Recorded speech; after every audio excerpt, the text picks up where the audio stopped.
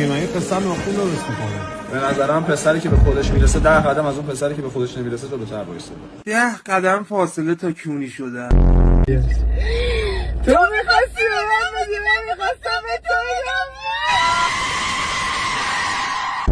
بدم. عزیزم شما تایپ چجور پسریه؟ پسر قد بلند، هیکلی، خشن. فک دفاعی میخوای مگه خارتو؟ یا ابوالفضل، اگه راست میگی جنی این فلفل تکون بده.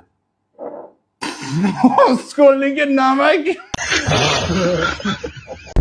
میری خونه؟ آره میرم. نمیترسی؟ اوکی؟ بچه از چی بترسم؟ اوکی. خدا. اینم رفیقاش. خیلی خرید. یارو یه دندون کامپوزیت کرده، یه دماغ عمل کرده، بعد براش آیفون 14 قسطی هم خریده، فکر کرده مثلا خبریه. اسکل پالش تا حالا بیل زدی؟ چرا میگی رو من هر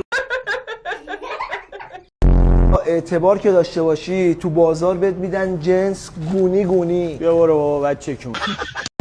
لطه میخواستم. چشم حتما. فقط میشه تو ظرف خودم برام بزنی؟ باشه مشکل نداره، ماگتون رو بیایی مرچوب بزن.